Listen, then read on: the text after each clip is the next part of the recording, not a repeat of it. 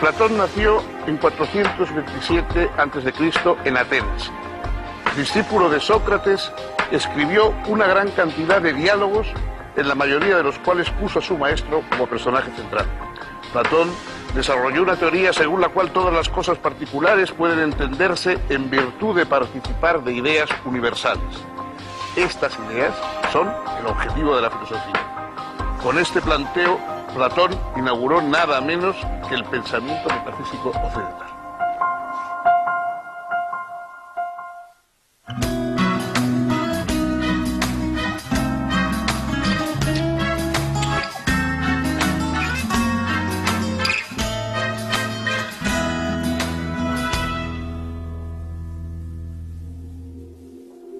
¿Cómo les va? Bienvenidos. Si les parece, vamos a hablar un poco de filosofía. ¿Qué es filosofía? Alguien ha dicho que todas las obras filosóficas que se han escrito son simplemente notas a pie de página de los diálogos de Platón. Ese filósofo griego, a su vez, escribió una serie de diálogos protagonizados, casi todos ellos, por la figura de un protofilósofo, de un filósofo anterior todavía al propio Platón, que no escribió nunca, Sócrates. Un personaje extraño, humorístico, que algunos tenían por un bufón, que otros tenían por un personaje subversivo, que deambulaba por Atenas sin ninguna prosopopeya, sin darse importancia, sin considerarse un gran profesor, simplemente preguntando a los ciudadanos de la polis, de Atenas, si sabían qué era la belleza, qué era la verdad, qué era la justicia, y cuando ellos, riendo y considerando que eran temas muy sencillos, le daban una respuesta convencional, él comenzaba a hacer preguntas sobre esa respuesta convencional hasta poner en claro que al menos no sabían cuál era la respuesta. No es que Sócrates ofreciera una respuesta definitiva, pero demostraba que los demás tampoco sabían eso que creían que estaba tan claro y tan fácil. Platón recoge esos diálogos protagonizados por la figura de Sócrates, de ese personaje que sin énfasis, sin adoptar un aire de gran sabio, sin darse ningún tipo de importancia, ni por supuesto decir que tenía ninguna autoridad de tipo divino, ese personaje que se acerca a los demás de hombre a hombre con una interrogación en los labios, es el inicio de la filosofía.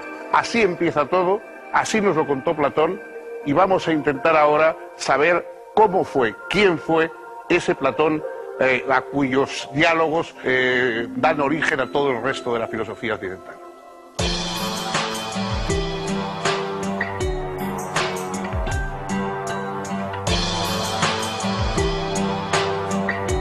Platón nació en Atenas en el año 427 a.C., en el seno de una familia aristocrática.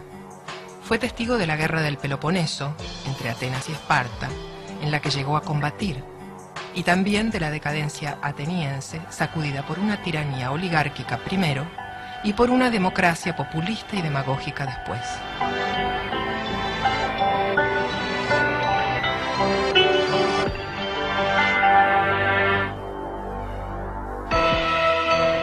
Platón era discípulo de Sócrates, de quien había heredado la búsqueda conceptual y la exigencia ética. Pero Sócrates fue víctima de acusaciones absurdas y finalmente resultó condenado a suicidarse mediante envenenamiento.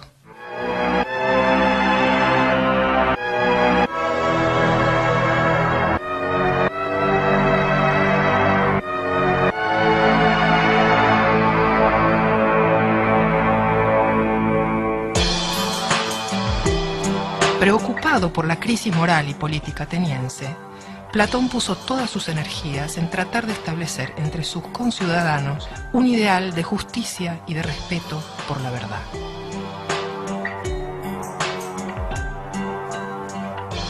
Para ello, fundó su célebre academia, destinada a dar educación filosófica a los futuros políticos y gobernantes, y escribió un gran número de bellísimos diálogos, donde abordaba diferentes problemas filosóficos.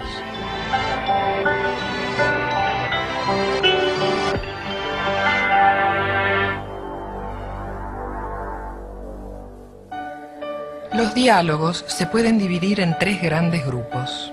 Los diálogos tempranos, en general, plantean un problema y terminan sin dar una respuesta concluyente. Son los más fieles al espíritu socrático. Más que solucionar un problema determinado, aspiran a revelar lo problemático de nociones que habitualmente se adoptan sin reflexión. Los diálogos medios o de madurez son en los que expone básicamente la teoría de las ideas, entre los que se encuentran las obras más conocidas de Platón como El Banquete, El Fedón y La República.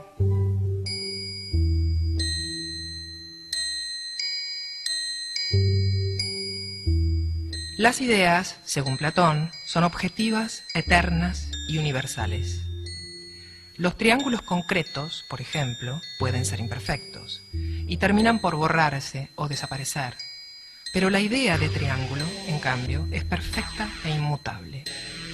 Es por la idea de triángulo que podemos reconocer que ciertas figuras geométricas, a pesar de lo diferentes que puedan ser entre sí, en tamaño, color, etc., son precisamente triángulos.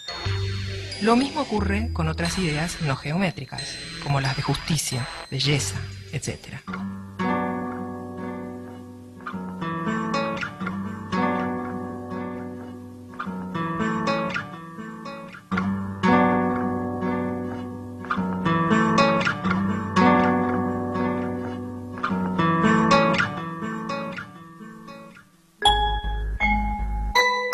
Los diálogos tardíos o de vejez, finalmente, expresan una reformulación de su filosofía. Platón advierte que las ideas no son estáticas y autosuficientes, sino que se atraviesan entre sí y remiten unas a otras. Platón comenzó ocupándose en sus primeros diálogos, muy a la manera de Sócrates, de problemas éticos concretos, y terminó alzándose en sus diálogos de vejez hasta la cuestión de la estructura misma de toda la realidad.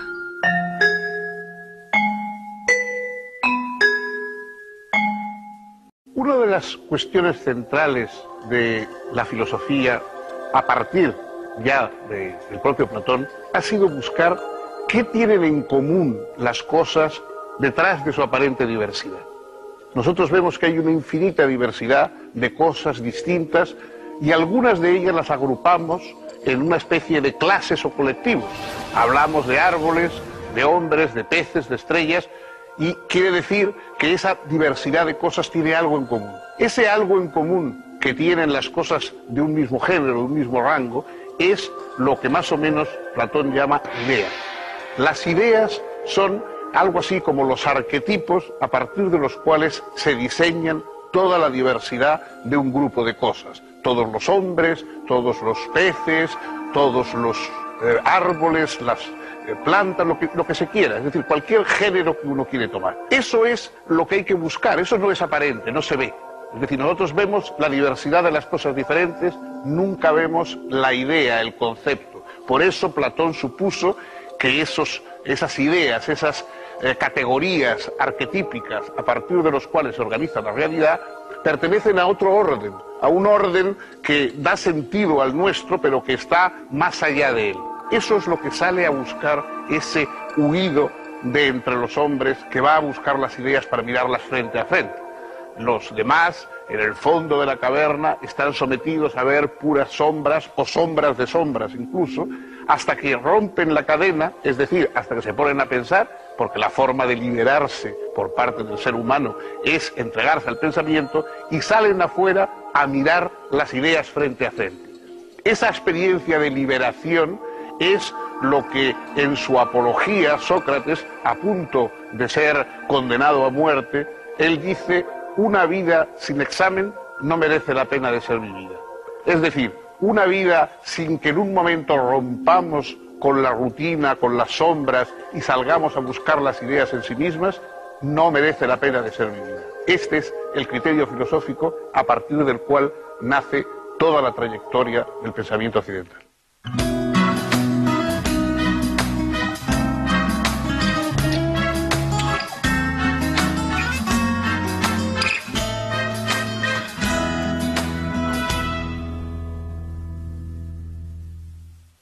La filosofía nace con un propósito político desde sus inicios. Y Platón es uno de los filósofos con más conciencia y más exigencia política. Él lo que quería no era simplemente una reflexión sobre el mundo, sino una reflexión sobre el mundo que hiciera mejor la ciudad, la convivencia y la organización de los seres humanos. A esa organización mejor, él llamaba justicia. Justicia es la organización de la polis, de la república, de la situación de la comunidad humana, la situación adecuada, es decir, aquella postura en que cada cual está en su sitio.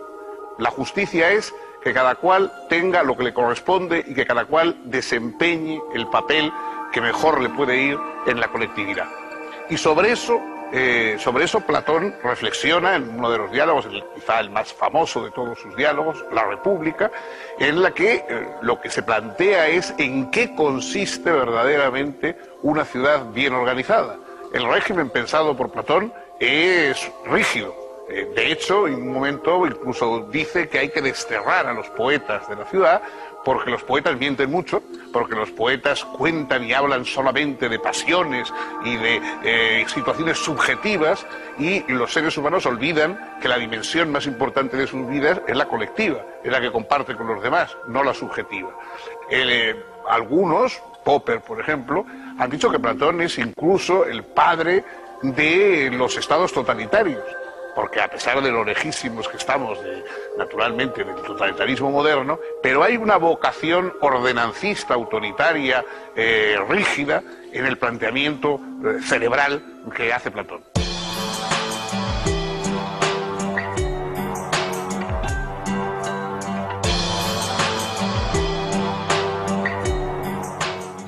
Con la democratización creciente de la polis griega, el discurso político tuvo cada vez más importancia.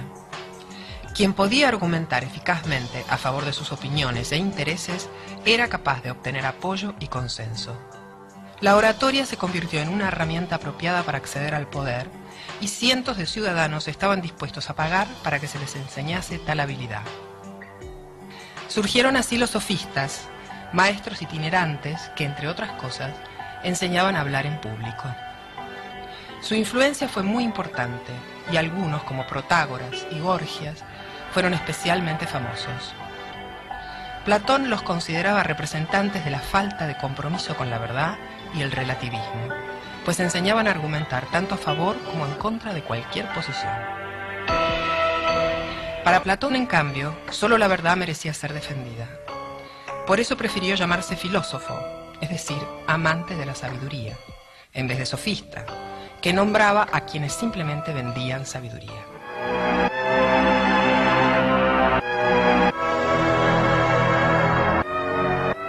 Nada había en la filosofía anterior a Platón que permitiera prever su concepción. Los filósofos anteriores solo habían tratado de explicar la naturaleza física. Pero ahora, a partir del pensamiento platónico, la ética, la política y la estética encontraron también su lugar en la reflexión filosófica, al lado de la tradicional pregunta por la realidad física y los problemas del cambio y la permanencia que habían ocupado ya a Heráclito y Parménides, entre otros.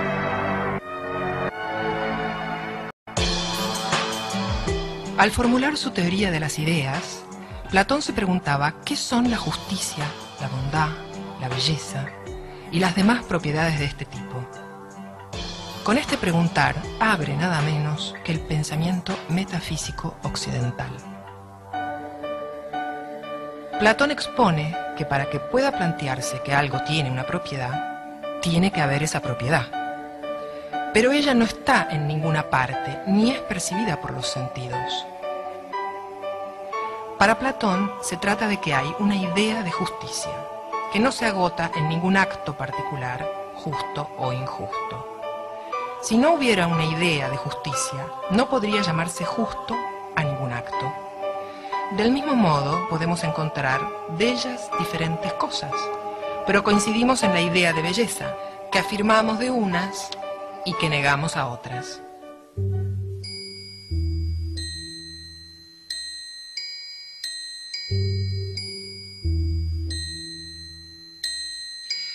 Platón expone que el filósofo es quien puede progresar desde las cosas bellas hasta la idea de belleza.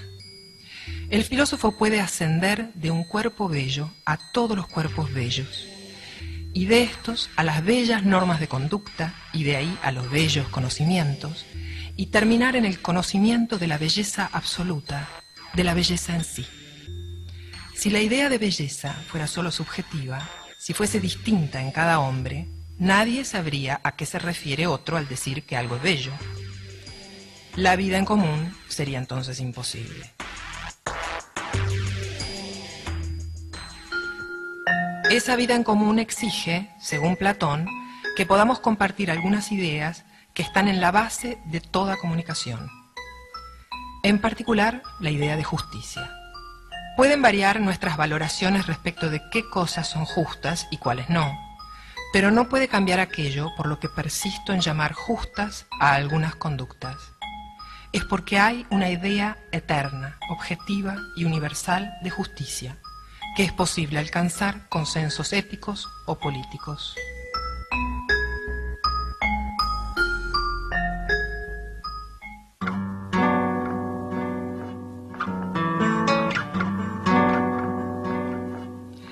Platón estaba convencido de que la mejor preparación para la vida pública era el espíritu lúcido y desinteresado de la filosofía.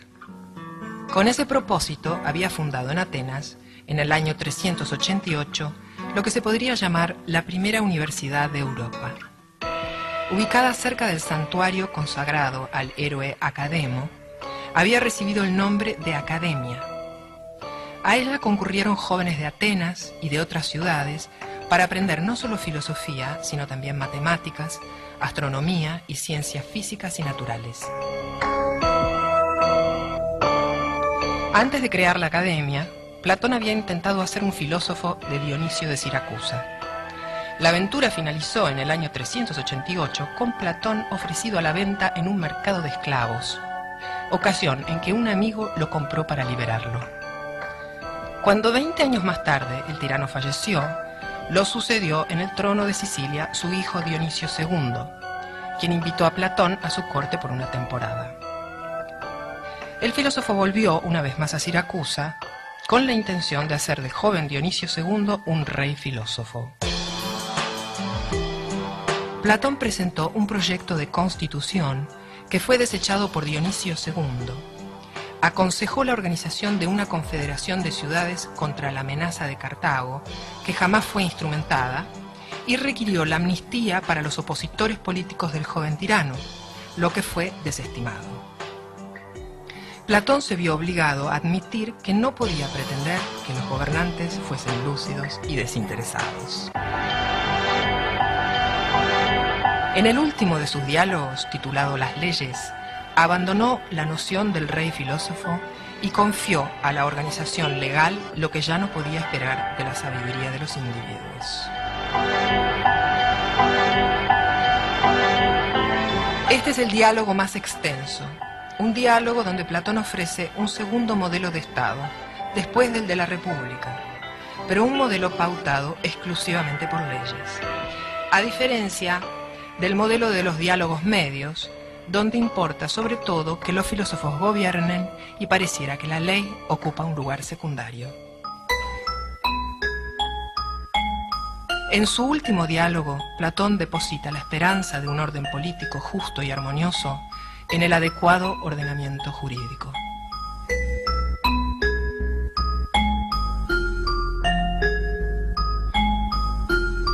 La influencia de Platón en todo el pensamiento, en toda la vida intelectual y colectiva de Occidente, no se puede exagerar. Probablemente, dejando aparte quizá alguna figura religiosa como la de Cristo, es imposible encontrar a nadie que haya tenido una influencia más profunda, más duradera, más extensa que Platón. La obra de Platón sigue siendo leída, sigue siendo comentada, sigue teniendo una extraña frescura, una extraña espontaneidad todavía. Muchos grandes filósofos, muy importantes, muy interesantes, han quedado para ser estudiados por los especialistas o necesitan muchas introducciones, muchos comentarios, porque realmente hoy nos encontramos ante ellos pues un poco desconcertados, no entendemos bien cuáles son sus preguntas, por qué dicen lo que dicen, qué problemas tratan de resolver, etcétera. Pero sin más, cualquiera puede leer directamente los diálogos de Platón y encuentra algo como la emoción del pensamiento y la emoción de la filosofía. Muchas veces le preguntan a uno, yo quisiera empezar a interesarme, estoy interesando por la filosofía, ¿por dónde empiezo? Evidentemente por algunos de los diálogos platónicos.